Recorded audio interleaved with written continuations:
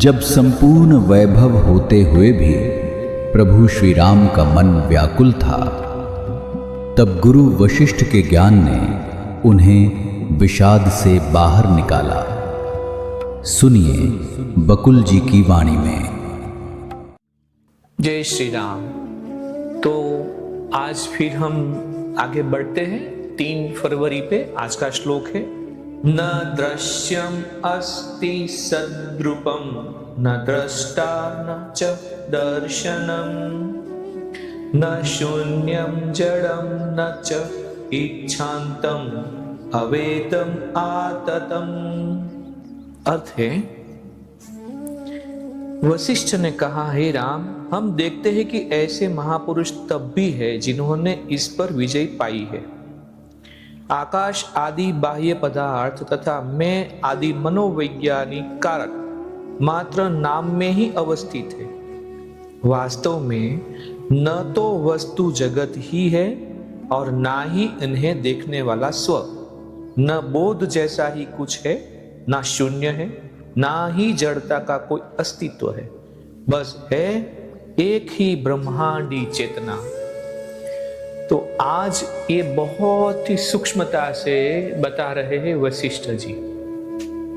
वापस हम शुरू में जो वाल्मीकि जी का संवाद हुआ था वहीं पे आते हैं। वाल्मीकि जी ने कहा, भगवान सूर्य अस्ताचल को जा रहे हैं। ऐसा लगता है कि वे महर्षि के वचनों पर चिंतन मनन करने के लिए उत्सुक है।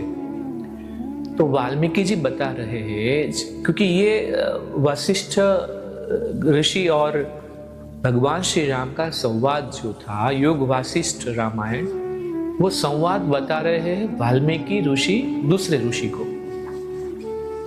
अब जब इतना गहरा ज्ञान की चर्चा चल रही थी, तो इसीलिए उन्होंने बताया कि सूर्य भी जब अस्त हो रहा है तो उन्होंने शब्द प्रयोग किया, वो भी इस ज्ञान को सुनते सुनते चिंतन और मनन करने के लिए चला गया। तो मैं भी आपसे यही अपेक्षा रखता हूँ कि जब भी आप ये 6, 7, 8 मिनट का वीडियो देखें, साथ में पढ़ते भी रहे, तो पढ़ते पढ़ते और बाद में फिर रात को सोते वक्त जरूर से आप इसके ऊपर चिंतन मनन करना। जरूरत जहां जहां लगे वहां वीडियो वापस देख के, क्योंकि शब्द बहुत गहराई वाले हैं। उन्हें विश्व के अन्य भागों को भी प्रकाशित करना है। संध्या पूजन के निमित्त सभा विसर्जित की जाती है। कल प्रातः हम सभी इन सभा में सम्मिलित होंगे। वशिष्ठ जी ने ऐसा आदेश दिया, ऐसा वाल्मीकि जी ने बोला। अगले दिन राम ने कहा, हे महर्षि, मेरी प्रार्थना है कि आप मुझे बताएं कि आखिर मन है क्या। तो वशिष्ठ ने कहा, जिस प्रकार यह आकाश रिक्त निश्चेष्ट सुनेपन जैसा है, वैसे मन भी रिक्त सुनापन है। मन वास्तविक है या अवास्तविक, इसका बोध इसकी इंद्रियों के विषय से होता है। जो जो इंद्रिय होती है उस इंद्रियों के हिसाब से मन जाना जाता है। जैसे स्पर्श है या फिर तो स्पर्श के हिसाब से, घ्राणेन्द्रिय है तो गंध के हिसाब से। हे राम, विचार ही मन है, इन दोनों में कोई अंतर नहीं है। आध्यात्मिक काया रूपी वस्त्र में आवृत स्व को ही मन कहते हैं। यही भौतिक शरीर को अस्तित्व में लाता है।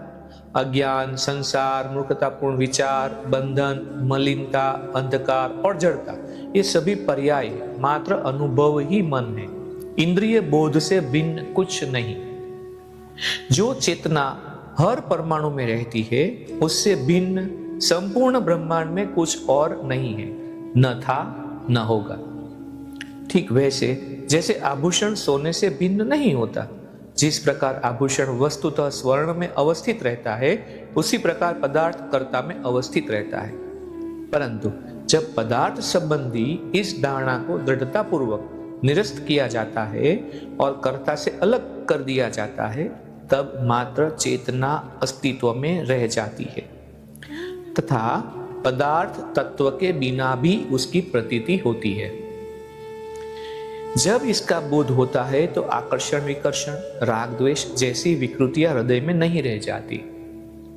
तब संसार की झूठी धारणा तथा मेरे तेरे का भेदभाव भी नहीं रह जाता। यहां तक कि पदार्थ संबंधी भाव भी मिट जाता है और यही मुक्ति है।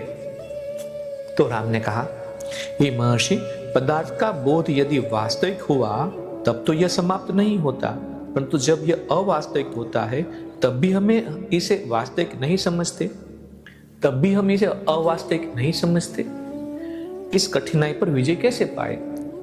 वशिष्ठ ने कहा, हे राम, हम देखते हैं कि ऐसे महापुरुष तब भी है जिन्होंने इस पर विजय पाई है।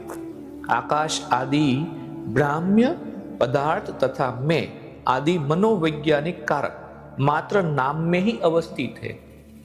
वास्तव में न तो वस्तु जगत ही है, ना ही इन्हें देखने वाला स्व, न बोध जैसा कुछ है, न शून्य है, न ही जड़ता का कोई अस्तित्व है। बस है एक ही ब्रह्मांडी चेतना। मन ही है जो विभिन्नताओं, विविध चेष्टाओं तथा अनुभवों का सृजन कर लेता है तथा बंधन की अवधारणा और मुक्ति की इच्छा का मायाजाल फैला जाता है। तो ये मन का बहुत ही विस्तृतीकरण के साथ वशिष्ठ जी ने समझाया है। आज का मणि का इतना ही। अब कल हम देखेंगे आगे क्या होता है। तब तक के लिए जय श्री राम।